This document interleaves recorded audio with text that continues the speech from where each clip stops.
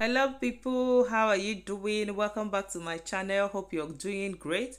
So it's still on Osinachi Nwachukwu's death, the Eekueme singer. So the mother had an interview with this. I brought you the complete interview her mother had, and she was interviewed and she said a lot of things. So she actually said them in Igbo. But what I will do after the video, you will see where I try to say what or repeat what she said in English. I tried to get it as fast as I could. So I hope it helps some people who don't understand Igbo language. So this is what I've tried to do. It wasn't easy, but just manage it however it comes out. But at least it's going to give you an idea of all the woman said. Enjoy. Ndị nwoke bịara lụọ nwa m nwaanyị bụ Osinachi, onye Anambra, onye ụkpọ na-ewu. Ụdị ihe hụrụ n'ebe nwoke ahụ nọ, ama m na ụdị ha dị n'ụwa. Kemgbe ọ bịara na be m, ya lụrụ Osinachi Nwachukwu. Kemgbe ọ bịara lụrụ ya, nwa m enweghị udo, mụ onwe m enweghị udo. O were ya dịka ohu, onwe ihe ọbụla o jiri ya wee kpọrọ. A na-eme ihe ọbụla masịrị ya. Nke bụ na nwa m agara di, bifo m ahụ ya anya, ọ nọrụrụ 8 years. Fo nwere anya m na-abụ fo ya, ọ gara di. Mgbe ọ mụrụ nwa, di ya gwaghị m na ọ mụrụ nwa, ọ ndị ọzọ gwara m na ọ mụrụ nwa. Ndị yara m nọ n'ebe ahụ bụ ndị maara ya bifo wee lụwa di, kọrọ m na nwa m mụrụ nwa. M wee kpọwa nwa m jụwa ya, ọ sị na ọ bụ eziokwu na ya mụrụ nwa. Wee kpọwa di ya, ya sị na enyere ya nsogbu, na ọ bụ otu ya si chọọ ka ya ga-eme. Wee jụọ ya sị ya, otu isi chọọ ka ị ga-eme na nwa m bụrụ ọnwa ite naanị. Isi na ọ bụ otu isi chọọ ka ị ga-eme, na ọ jọrọ njọ, ọ dịghị mma. Wee jụọ ya sị ya, maka ọ sị mbọsị ọ na-abịa na be m na ya hụ pastọ. Wee nabata ya. Mana mgbe ọ bịaziri mewe omume ahụ, wee jụọ ya ajụjụ sị ya, ọkwa gị sị m na ịwụ pastọ? Ha wee sị m ka gịnị wee mezikwanụ. O ji wee kwuo okwu a, wee sị ya, ihe ahụ ọ hụkwara mbụ, ọ bụzikwa ihe hụrụ ugbu a. Ọ sị m na onwe ha ugbu ọbụla ya ji m na ya alụọla nwa m. Wee sị ya na m ga-abịa lelee n'ọmụgwọ. Sị m na ya achọ mkpa ịhụ m, ma abịaghara ilere ya ọmụgwọ ọbụla. O ji wee kwuchie okwu a, wee gba nkịtị. Kpọọ nwa m nwaanyị bụ Osinachi, sị na di gị, m chọrọ ịbịa lee ọmụgwọ. Nwa m nwaanyị wee sị m, kedu ihe di ya kwuru? Sị ya na ọ sị na ya achọghị ịhụ m. Asị m, biko mụ hapụwa. Wee gba nkịtị. Ndị mmadụ na-akọrọ m, nwa m anaghị ekwe akọrọ m ihe ọ na-agabiga. Ndị mmadụ na-akọrọ m lekwe ihe nwa m na-agabiga. Mgbe ahụ ọ mụrụ nwa nke mbụ, omedekwe ya metụrụ ime nke ọzọ. Ofu onye anyị dị ya bi na ya dị 74 n'Ike Road, ụmụaka ibe ya wee kpọwa anyị. Anyị makwara ihe anyị ga-eme n'ebe Osinachi na anyị bịa mee ya. Wee kpọwa Osinachi. Mgbe m kpọrọ ya, wee jụọ ya sị ya, ka gịnị di gị si anọ? Ọ sị mama na ọ bụ ihe m ga-ajụ ya.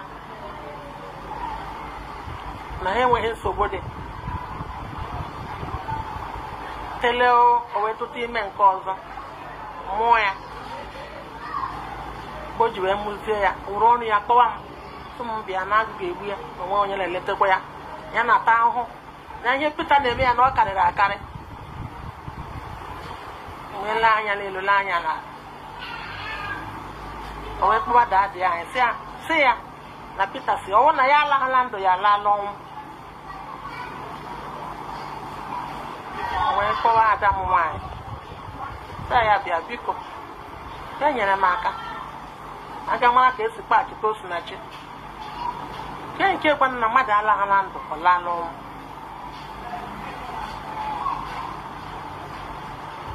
mgbe anyị ji wee kwuchaa ya ada m nwaanyị wee kwe na ọ ga-aga ejikere gawa Abuja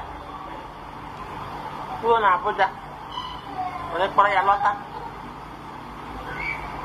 nwa ya nọ na 3 months ya kpọrọ ya lọta nke ahụ ọ mụrụ nnọ 2 years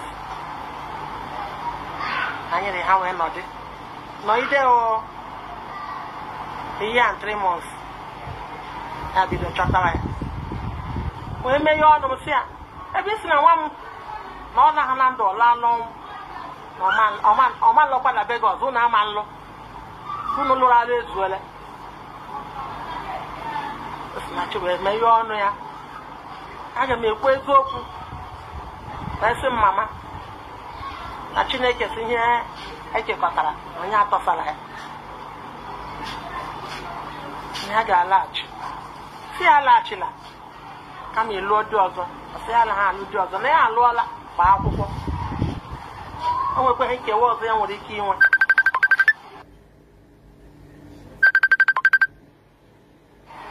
o ji wee kwuchaa ya nwa obere oge di ya achọtara ya ya duru ya laghachi Abuja ya bidokwa ebe ihe ahụ ọ na-eme ya amaghị m ebe ha bi na Abuja ime nke mbụ agaghị m ọmụgwọ nke ịbụ agaghị m ọmụgwọ ọ naghị achọ iji anya ahụ mụrụ ezinụlọ m anyị ọ dị ndị anyị nwụrụ anwụ ọ maghị dị ọkpara m nwụrụ ọ bịaghị mgbaru ruhu nso mgbanịkịtịla ele Chineke n'anya wee bido ịrịa ahụ mgbe m bidoro ịrịa ahụ Osinachi wee jekwuru mọmị na-eche yọwa ya sị biko ya nyere ya aka anya dị ya mkpa ịkpọta mama ya ka ya leta mama ya na ahụ ọbụla enye ya nsogbu ka di ya sị na ọma mbata n'ụlọ ya mọmị na-eche were gazie wee jee yọwa Pita wee kweta mbịa mgbe m batara na be Pita ihe m nọrọ na be Pita otu ọnwa ya achụpụ m chụọ mụrụ nwa m nwoke anyị si ebe ahụ wee pụọ gbara ngwongwo anyị Amarachi nwa m wee kpọwa ofu nwaanyị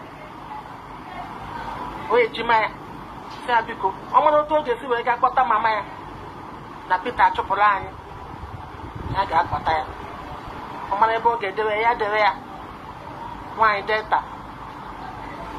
Delta were gbara bịa buru anyị kụga anyị n'ụlọ ya nọdụ ebe ahụ wee na-aga anata treatment nọdụ ebe ahụ 2 months wee lọta kemgbe ahụ nwa m gara di na be Pita ọ bụrụ na owo taa ka esi alụ di ọ kara m nwa na nwa m alụghị ọlụlụ dị wuru m ụdị nke Pita nke kachasị m na ọ sị na nwa m ga-alaghala ndụ laala ọnwụ mana n'ụbọchị nke tata ọ kpara ọnwụ ka nwa m nwụzikwara nwa m bịara bido ọrịa na Jenụwarị ya metụ ya nwa obere ya akwụsị ya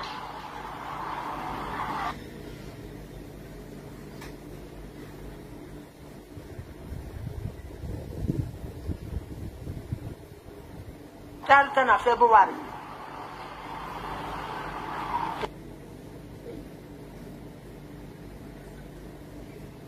ya mere ya metụkwa ya kwụsị ya a na-aga na-echeki ihe niile a na-eje lab eje ihe niile a na-eje onwe ihe a na-ahụ ihe ọbụla a gara onwe ihe a na-ahụ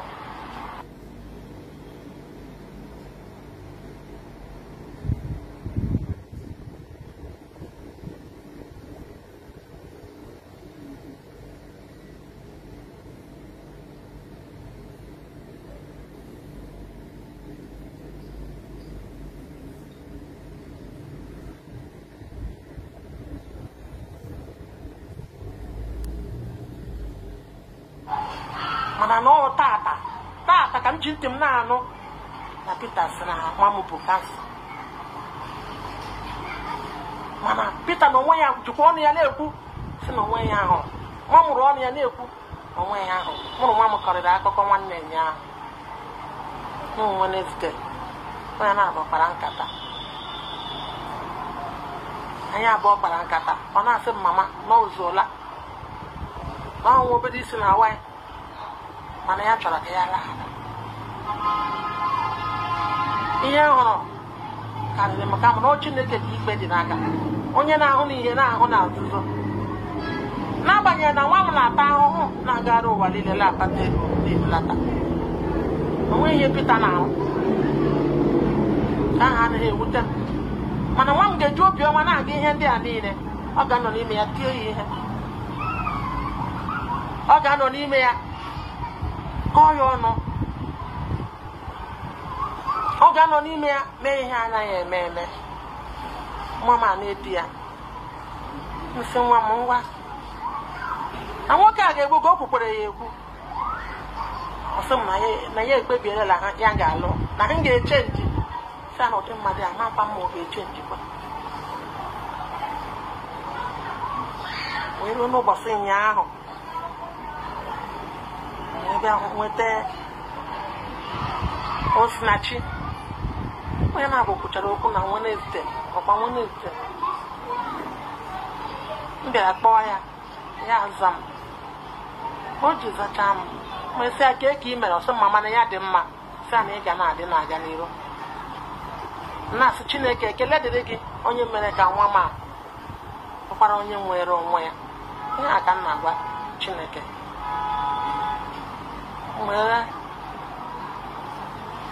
wee kpọọ ya shia na Chineke anyị ga-enye ya ezigbo otuto n'ihe ọ lụrụ ọsị m na nsogbu adịghị o wee sị m mama na onye nọọsụ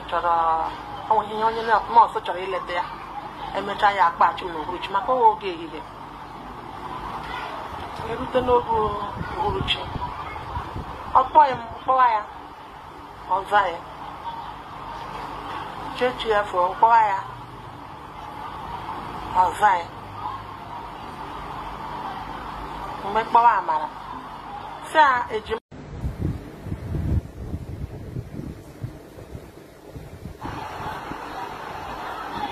ihe Peter na-eme mmere nwa m aga m akọcha ya na Chineke kere eluigwe nke ụwa ka onye maara ihe o mere nwa m mgbasa ahụ ọ kpọrọ m bụ Peter jiri kpọọ m ebe 8 nke abalị mana nwa m nwụrụ n'ụtụtụ ndị mere ka m mata na nwa m nwụrụ ndị nwaanyị Igbo jere na-agba na-adị na mma onye mere ka m mata na nwa m nwụrụ ọ sị ya shitere ya nri nwaanyị wee sichaa nri ma eburu nri na-aga erutezi ọnwụ na Osinachi channels n'ebe ọ nọ ma ewuziere ọnwụ nwoke a wee kpọọ m ebe 8 o'clock mana mgbọsa a nụrụ na Osinachi nwụrụ na-akpọ ya na-ekwe epik fon mkpọkọta ya ekweghị epik fon ya wee rute ebe 8 ahụ ọ bịa kpọọ were nọmba Osinachi kpọọ mpik ya wee sị ka eke unu mere ọsị m na ha dị mma sị ka ekwenye maka ụmụaka ọsị sị ka maka Osinachi ọsị m na Osinachi gawara ebe oge ehihie Osinachi gawara ebe ekwanụ ahụ si Osinachi ihe anyị kwuru imeela na ya akwụsị ọnwụ na ọla ha na ndụ ọlala ọnwụ na Chineke ga-ekpe ikpe. Nwanne ya nwaanyị chọrọ ya gawa ka ọ gaa hụ ya mgbe ọ na-arịa ọrịa, o kweghị na ọ ga-abata n'ụlọ ọgwụ, ọ chọpụrụ ya. Nwanne ya nwoke nọ n'Abuja, nwanne ya nwoke ga-eleta ya, ọ chụpụ ya. Nwa m na-ayọ ya ka ebe leta nwanne ya nwaanyị, ọ naghị ekwe. Anyị anụrụ ebe a na-ayọ ya si ebe ụmụaka ya pere mpe, afụnụ ya ka onye aka na-eleta ya. Ọ sị ya ngwara anyị na ha na-anya ya, ka ya gwa anyị na ya ma nlete nwụ na ọ ya maara ka ya si elete.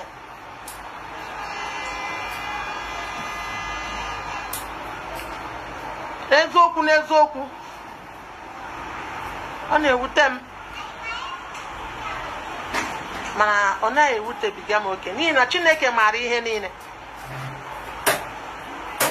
Ọ maara ihe niile. Ebe ọ wụ ụdị mmadụ m ka ọ hapụ ụdị mmadụ a Peter Nwachukwu were bịakwute. Asị m Chineke n'ime ihe niile ya nara ekele. Ụmụaka ịnọ nwa nwaanyị mụrụ. He's from Anambra. Since I'm ụmụaka ha amaghị from Nnewi. Akpọtabeghị even one day karịkwa mgbe ha pere mpe. The kind of thing I saw Weatherman is, I didn't know he existed. Since he came to my home and married my daughter Osinachi Nwachukwu. Since he came to marry her, my daughter had never had peace, and myself, I never had peace. He took her as a slave. He didn't take her as anything. He does anything he wants to her. He does not regard her. To the extent that since my daughter got married, before I saw her, it was up to 8 years before I used my 2 eyes to see her, because she got married. When she gave birth, the husband didn't tell me she put to bed. It was others that told me that she put to bed. The people that she was with there, those people that know her before she got married, told me that she put to bed. And I called my daughter to ask her, and she said it's true that she put to bed. And I called the husband, and he said I should not disturb him. That is whatever he wants that he would do. So the woman said he asked him, how do you do whatever you want to my child that I carried for 9 months in my womb? And you said you would do whatever you wishes. That is not good, that he shouldn't act that way. Then he asked him, because he told her when he was coming to marry the daughter that he's a pastor, and that was why that he accepted him. That when he started behaving in a very ill manner, he asked him, remember you told me you were a pastor? Then the man said, and so what? Then when he said this, I told him, what I saw when you came to marry my daughter is not what I'm seeing now. And he said, I don't owe you anything. I've already married your daughter. Then she said she was going to come for Mogo to assist the daughter that gave birth. The man said he doesn't want to see her, that she shouldn't come to do any Omogo. So when he finished saying this, I kept quiet, and I called my child, my daughter Osinachi, and I told her that I want to come for Omogo. And she asked, what did my husband say? And I told her, your husband said he doesn't want to see me, and my daughter said I shouldn't worry. Then I kept quiet. Then people were telling me my daughter does not tell me what she was passing through, but other people, they kept telling me when she gave birth to her first child Then again, she took in for her second child. Someone we were living with in our yard in 74 Nike Road called us and told us that if we know what we can do for Osinachi, we should come and do it for her. So she called her daughter and she asked her daughter, how do you live with your husband? Then she said, Mama, that is not what you're going to ask me. We don't have issues. Then she took him for her second child and she gave birth. Then when she gave birth, she used her mouth to call me, to tell me I should come, that nobody is taking care of her, that she's feeling dizzy, that nobody is helping her, that what the husband is doing to her is too much. Then the woman, then she called her husband and told the husband that Peter, that is Osinachi's husband, said that the woman, if she doesn't come back alive, she will come back when she's dead. Then she called her first daughter to help and go and bring Osinachi, because why would the husband said if she doesn't come back when she's alive, she will come back when she's dead. Then after speaking with my first child, my first daughter, she agreed she was going to go to Abuja. Then she went to Abuja and brought back Osinachi with her 3-month-old child and the first child she had, that was 2 years. Then we started staying together. We stayed for 1 year and 3 months. Then the man came back for her, and I told him, if you said my daughter wouldn't come back alive, or she would come back dead, she won't come back to you again. The marriage is over. I wouldn't say I will give you my child again. Then my daughter said, I'm going to say the truth, that God said whatever that has been put together, that has been bound together by God, nobody should put asunder.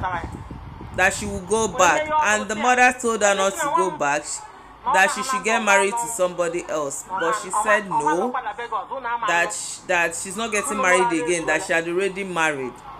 Then when she finished saying that, then the husband came back and took her back to Abuja. And he started maltreating her again. And I didn't know where they live in Abuja. The first child I didn't visit for Omogo. The second one I didn't go for the Omogo. He doesn't want to see anybody from my home. He hates us so much. He doesn't know if we're living, if we're dead, how we survive. She said she lost her first son and he didn't even come for condolence visits. Then the woman said she kept on looking unto her God. Then she fell sick. Then Osinachi went to meet Mommy Neche and begged her to bring her mother to Abuja. That the husband said her mother will not come into her house. Then Mommy Neche came and went to beg Osinachi's husband, and he finally agreed for the Osinachi's mother to come. Then when she said when she got to Osinachi's house, that she stayed for only 1 month before Peter chased them out of the house. So they took all their belongings and left. So Amarachi, one of our daughter, called. Amarachi is Osinachi's twin sister. Called one woman and asked the woman to pick them up. That Peter, Osinachi's husband, has driven them away from the house. That the woman is a Deltan. Then she came and she picked them up and took them to their house. So she stayed from the Delta woman's house to go and be receiving treatment. That she spent 2 months in that woman's house before she came back. Since then, my daughter got married to Peter. If this is how marriage is, I rather my daughter didn't get married. If marriage is this way, especially with the way Peter treats my daughter, I rather she's not married. If he said my daughter will come back, like, if not alive or dead, but now my daughter came back dead. My daughter fell sick in January. Then she became well again after some time.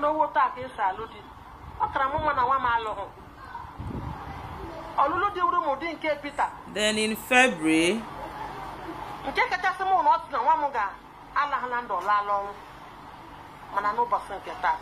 then she became sick again a bit, and she was good again. Then they were going to the hospital.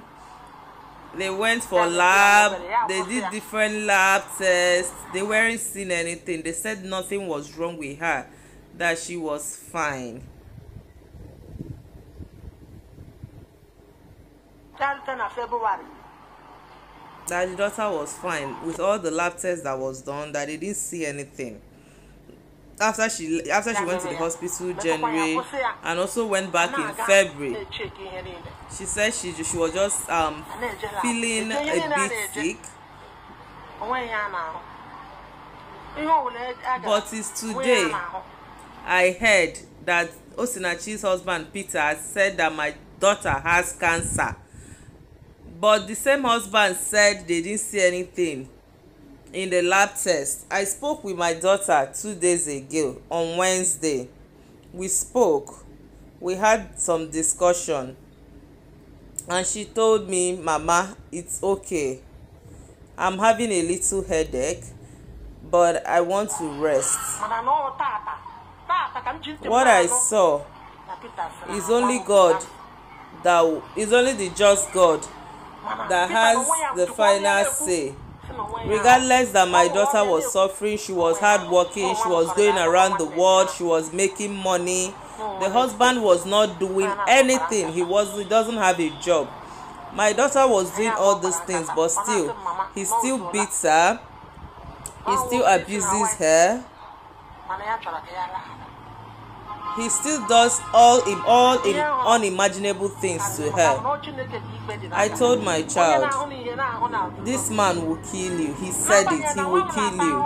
But my daughter said that she has concluded he will marry this man and that he prays that he will change, that he's going to change. And I told her I'm not sure that this man will change. Then yesterday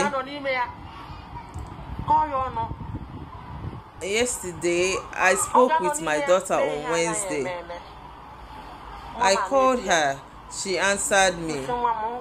After she answered me, I asked her, how are you doing? She said, Mama, I'm fine. And I told her, you will be fine. And I said, God, thank God.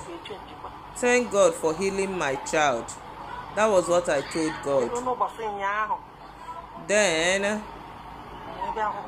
I called her. I told her we will give God thanks for his good works. And she told me, no problem. Mama, the nurse wants to give me my drugs. I will call you back. Then at night, she didn't call me. I called her, she didn't answer me. Then in the morning, I called her. She didn't answer her phone. I called Amara, the twin sister. What he did to my child, my mouth cannot say it, but only God that created heaven and earth knows what this man did to my child. The day he called me, when he called me was 8 p.m. in the night, but her daughter died in the morning. The people that told her her daughter died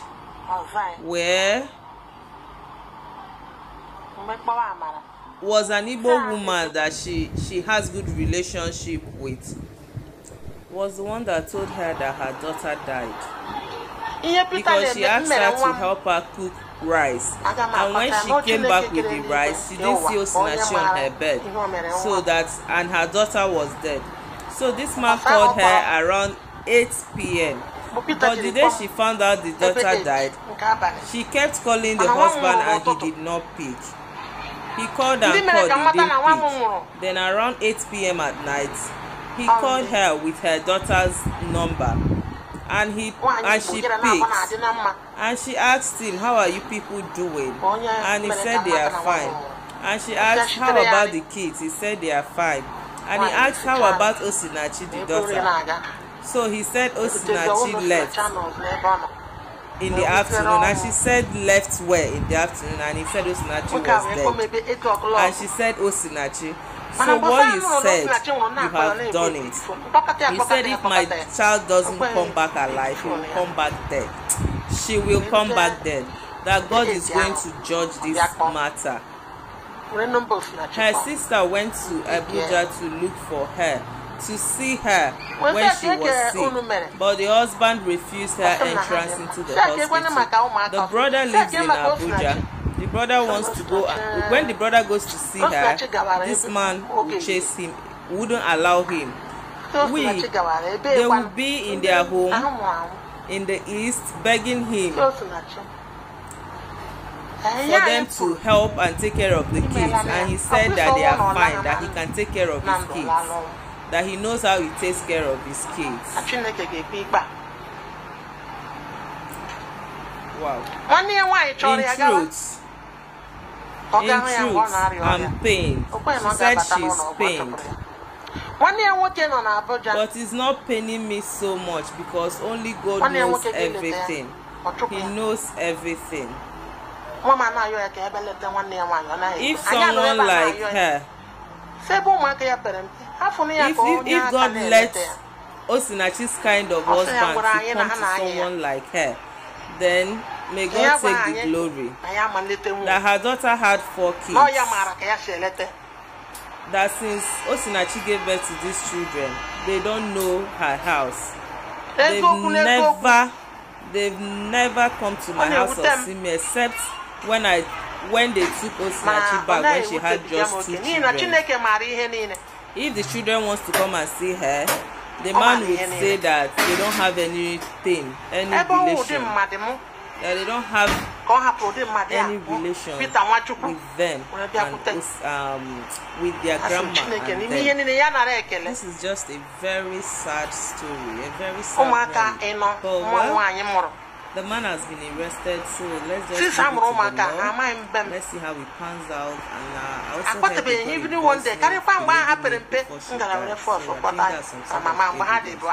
so don't forget to subscribe to my channel, like our videos, share them, and tell them.